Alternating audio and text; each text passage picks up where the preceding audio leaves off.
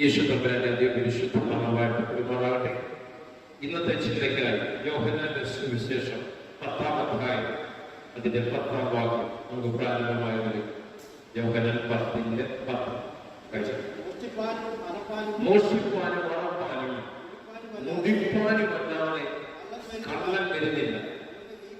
ജീവൻ ഉണ്ടാകുവാൻ, സമൃദ്ധിയായ ജീവൻ ഉണ്ടാകുവാനും അത്രേ ഞാൻ വന്നിരിക്കുന്നു. പലപ്പോഴും ഒരു അസുഖം വന്നാൽ, ഒരു പ്രശ്നം വന്നാൽ എന്ന് പറയും ദൈവം തന്നാന്ന് പറയും, അല്ലേ? ദൈവം തന്നു, ദൈവം എടുത്തു, അല്ലേ? ദൈവം രോഗങ്ങൾ തന്നു. എന്തിനാ? എന്നെ ശുദ്ധീകരിക്കാൻ. ദൈവം എന്നെ അതിലൂടെ കടത്തിവിട്ടി, എന്നെ ഇതിലൂടെ കയറ്റി, എന്നെ കത്തിച്ചു, അല്ലേ? കാരണം യഹൂദരുടെ തത്വവുമായി കണക്ട് ചെയ്ത് പഠിക്കുന്നത് ഒരു പ്രശ്നമാണ്. എന്നാൽ പുതിയ മധ്യസ്ഥമായ യേശു കർത്താവ് വചനമായ മഹാദൈവം പറയുകയാണ്. എന്താ പറയുന്നത്? അറക്കാനും മുടിപ്പാനുമാണ് കള്ളൻ വരുന്നത്. ജീവൻ ഉണ്ടാകുക, സമൃദ്ധിയുടെ ജീവൻ ഉണ്ടാകുവാൻ അത്രേ ഞാൻ വന്നിരിക്കുന്നത്. എവിടെ യേശു കൊണ്ടോ അവിടെ സമൃദ്ധി ഉണ്ടാകും. അയ്യോ, സമൃദ്ധി അനുഭവിക്കണമെങ്കിൽ, നന്മയുണ്ടാകണമെങ്കിൽ, സ്വതന്ത്രം ജീവിതത്തിൽ ജീവിക്കണ്ടായോ? ക്രിസ്തു നിന്റെ ഉള്ളിൽ വന്ന പിന്നെ നിന്നിൽ നിന്നും അയൽക്കാർക്ക് പുറപ്പെടത്തില്ല. പിന്നെ നിന്നെ ചലിപ്പിക്കുന്ന ആരായിരിക്കും? ഓക്കെ. അടക്കാനും മുടിപ്പാനും വരുന്നതിനെ പറ്റി പലരും തെറ്റിദ്ധരിച്ചിരിക്കുന്ന വിചാരമല്ല, ദൈവമാണ്. അപ്പൊ അറത്ത് കളയുന്ന, മുടിച്ചു കളയുന്ന ഒരുവനെയാണ് പലപ്പോഴും നമ്മൾ തെറ്റിദ്ധരിച്ച് അതാ ദൈവം ചെയ്യാത്ത. ദൈവമല്ല, അത് പിശാചാണ്. വെളിപ്പാട് പുസ്തകം 12-ാം അധ്യായം അതിന്റെ 9-10 വാക്യങ്ങൾ വായിക്കാം. വെളിപ്പാട് 12-ന്റെ 9-10 വാക്യങ്ങൾ വേഗം വായിക്കാം. ഭൂതലത്തെ മുഴുവൻ തെറ്റിച്ചു കളയുന്ന പിശാചും സാത്താനും എന്ന മഹാസർപ്പം പഴയ നാമിനെ അവന്റെ ദൂതന്മാരെയും അവനോടുകൂടെ തള്ളിക്കളഞ്ഞു. അപ്പോൾ ഞാൻ സ്വർഗത്തിലൊരു മഹാശബ്ദം കേട്ടു. ഇപ്പോൾ നമ്മുടെ ദൈവത്തിന്റെ രക്ഷയും ശക്തിയും അവന്റെ ക്രിസ്തുവിന്റെ ആധിപത്യവും തുടങ്ങിയിരിക്കുന്നു. എപ്പോൾ? ഇവൻ വീണപ്പോൾ. അപ്പോൾ ഈ വീഴ്ത്തപ്പെട്ടവനെ പറ്റി എന്താണ് ഇരിക്കുന്നത്? ഭൂതലത്തെ തകർത്തു കളയുന്ന, ഭൂസീമവാസികളെ തകർത്തു കളയുന്ന, മാനവരാശിയെ തകർത്തു കളയുന്ന പിശാച്. അപ്പൊ തകർക്കുന്നവന്റെ പേര് ദൈവമൊന്നല്ല, തകർക്കുന്നവന്റെ പേര് പിശാചല്ല. ജീവിപ്പിക്കുന്നവന്റെ പേരത്രേ ദൈവം. സമൃദ്ധിയായ ജീവൻ പകരുന്നവന്റെ പേരത്രേ ദൈവം. നിനക്ക് രോഗം വരുന്ന, ദുഃഖം വരുന്ന, ദാരിദ്ര്യം വരുന്ന, നിന്നെ പ്രശ്നങ്ങളുടെ കടത്തി വരുന്ന, അല്ല നിന്നെ അരുതാത്ത ചിന്തകളിലൂടെ ചലിപ്പിക്കുന്ന ഫോഴ്സിന്റെ പേരാണ് പിശാച്. മനസ്സിലാക്കുന്നത് അപേക്ഷിച്ചാൽ നമ്മുടെ സഹോദരന്മാരെ ദൈവസന്നിധിയിൽ കുറ്റം ചുമത്തുന്ന അപവാദിയെ അപ്പൊ കുറ്റം ചുമത്തുന്ന അപവാദി, നിനക്കൊരു തെറ്റുണ്ടെങ്കിൽ കുറവുണ്ടെങ്കിൽ നീ ആരുടെ സന്നിധിയിൽ ഏറ്റു പറഞ്ഞാൽ മതി. സർവശക്തനായ ദൈവത്തിന്റെ മുമ്പാകെ എന്ത് ചെയ്യണം? ഹൃദയത്തിൽ നിന്ന് ചുമ്മാത് അതരജന്തരമായി പോകരുത്. ഹൃദയത്തിന്റെ അകത്തുനിന്ന് നീ ഏറ്റു പറയണം. പരിശുദ്ധാത്മാവേ, കർത്താവേ, എന്നെ ശക്തീകരിക്കണം. എന്റെ ബലഹീനതയിൽ ബലമേലും നിങ്ങളുടെ ശക്തി എന്റെ മേൽ വെളിപ്പെടുകയപ്പ. ഇനിയും എന്റെ മേൽ അരുതാത്തരുതയപ്പ. ഹല്ലേലൂയ. നിന്റെ കടിച്ചുമപ്പായ പാപങ്ങളെ അവൻ തന്റെ രക്തം കൊണ്ട് ഹിമം പോലെ കഴുകി നിന്നെ ശുദ്ധീകരിക്കുവാൻ മതിയായവനത്രേ. പക്ഷെ ഇങ്ങനെ ശുദ്ധീകരണം നടന്നാലും പിശാച് നിന്നെ വിടാതില്ല.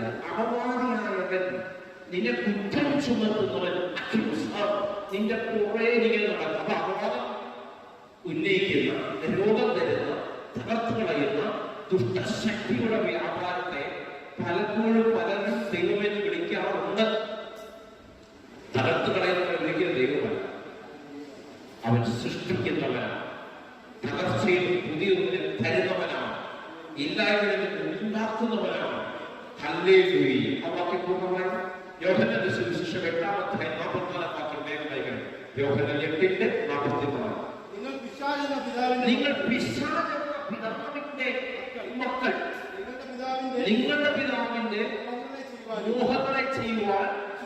നിങ്ങൾ ഇച്ഛിക്കുന്നു. അവൻ ആദ്യം മുതൽ കൊലപാതകൻ ആയിരുന്നു. അവനിൽ സത്യമില്ലായിരുന്നു. അവൻ സത്യത്തെ നിലനിൽക്കുന്നതുമില്ല. അവൻ ഭോഷ്ക് പറയുന്നു. സ്വന്തത്തിൽ എടുത്തു പറയുന്നു. അവൻ ഭോഷ്ക് പറയുന്നവനും അതിന്റെ അപ്പനുമാകുന്നു. ഹല്ലേലൂയ. അവൻ പറയുന്നത് ഒരു വ്യാജമായിരിക്കും. കള്ളനെ അവൻ പറയുന്നു. മനസ്സിലാകുന്നത്? നിനക്ക് സൗഖ്യം ഉണ്ടാകുന്ന ദൂത് കേൾക്കുമ്പോൾ വിശ്വാസികൾ അങ്ങനെ സൗഖ്യം ഉണ്ടാകുന്നില്ല. പിന്നെ ഇവിടെ ആശുപത്രി എല്ലാവരും കൂട്ടിപ്പോയാൽ മതിയുണ്ട്. എല്ലാം കൂടെ പ്രാർത്ഥനയ്ക്ക് പോയാൽ മതി. അങ്ങനെ വിടുതൽ മാത്രമേ. ഹല്ലേലൂയ. നീ ഇതിൽ കുടുങ്ങിയാണ്. ഹല്ലേലൂയ.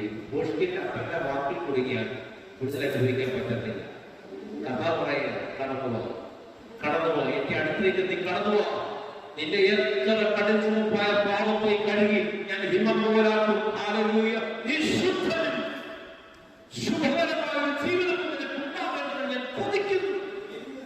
എന്റെ അപ്പന്റെ വിരുദ്ധമാണ്, എന്റെ അപ്പന്റെ ഹൃദയമാണ് ഞാൻ ഈ പറയുന്നത്.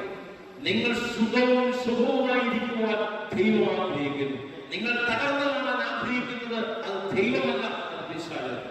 മനസ്സിലാക്കാൻ ഒരു വാക്യം വായിക്കാൻ 2 Corinthians 8:9. 2 Corinthians 8:9 വായിച്ചു. 2 Corinthians 8:9 വായിച്ചു.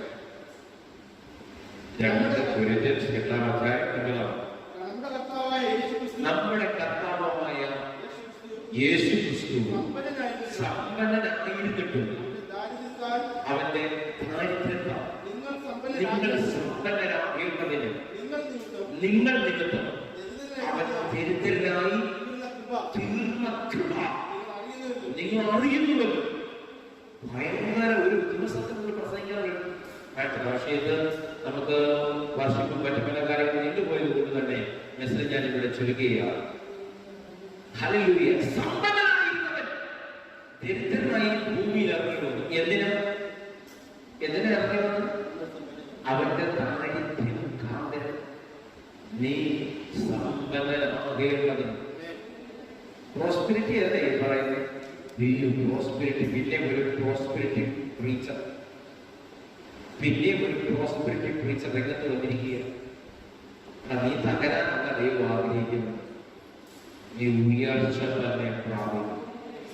കേട്ടോ? ആ ഉയർച്ചയ്ക്ക് വിരോധമായി പിശാച് ഉന്നയിക്കുന്ന എല്ലാ ശക്തികളെയും യേശുവിന്റെ നാമത്തിൽ ജീവിതത്തിൽ വലിയൊരു വിടുതൽ ഉണ്ടാകുമെന്ന്, അതിന് വലിയൊരു മാറ്റം ഉണ്ടാകുമെന്ന് വിശ്വസിക്കുന്നവർ മാത്രം കരങ്ങൾ ഉയർത്തി കർത്താവിന്റെ ശക്തിയോടെ ശ്രമിച്ചാണ് കണ്ണുകളയ്ക്കാൻ പ്രാർത്ഥിക്കും. മരുമതാത്ത പ്രിയപിതാവേ, അനുഗ്രഹിക്കപ്പെട്ട ഈ നിമിഷത്തെ ഞങ്ങളെ സ്തുതിക്കുന്നു, വാഴ്ത്തുന്ന ഞങ്ങൾക്ക് വേണ്ടി തകർക്കപ്പെട്ട അങ്ങയുടെ ശരീരവും അങ്ങയുടെ മാത്രമുള്ള വിടുതൽ ഞങ്ങൾ അനുഭവിക്കുന്നതിന് കർത്താവേ അങ്ങ് ഒരുക്കിയ പദ്ധതികളെ കൂടി ഞങ്ങളെ സ്തുതിക്കുന്നു. അനേകം പേർക്ക് ഇതിലേക്ക് കടന്നു വരുവാൻ ഇടവരണമേ. സത്യത്തെ അറിയുവാൻ, സത്യം നിങ്ങളെ സ്വതന്ത്രമാക്കും. ആ സ്വാതന്ത്ര്യത്തിലേക്ക് കടന്നു വരുവാൻ സകലത്തിൽ ഇടയാക്കണമേ എന്ന് പ്രാർത്ഥിക്കുന്നു. ഞാൻ രോഗിയായിരിക്കേണ്ടത് എന്റെ കർത്താവിന്റെ പദ്ധതിയല്ല, ഞാൻ തകരേണ്ടത് എന്റെ കർത്താവിന്റെ പദ്ധതിയല്ല. എന്റെ രോഗത്തെ, എന്റെ തകർച്ചയെ മാറ്റുവാൻ എന്റെ യേശു കാൽവരിൽ എനിക്ക് വേണ്ടി യാഗമായി തീർന്നു. ആ പൂർത്തീകരണ ശുശ്രൂഷയിൽ വിശ്വസിക്കുന്ന സകലമേൽ കർത്താവിന്റെ കലാക്ഷണിക്കുന്നതിനെ ഓർത്ത് സ്തോത്രം. സ്വർഗപ്രാർത്ഥന സ്വീകരിച്ചതിനെ ഓർത്ത് സ്തോത്രം. കർത്താവിന്റെ അധികാരമുള്ള നാമത്തിൽ തന്നെ ആമേൻ, ആമേൻ, ആമേൻ. ലാസ്റ്റ് മിനിസ്ട്രി ദി ബ്രൈറ്റ് ചർച്ചിന്റെ പ്ലാറ്റ്ഫോമിൽ ഇതുകൊണ്ട് സന്തോഷത്തോടെ ഞാൻ വിളിച്ചു പറയുകയാണ്, എന്റെ ദൈവം നിങ്ങളെ അനുഗ്രഹിക്കും, നിങ്ങളെ ഉയർത്തി മാനിക്കുക തന്നെ ചെയ്യും. ആ ബോധ്യമുള്ളവരെല്ലാം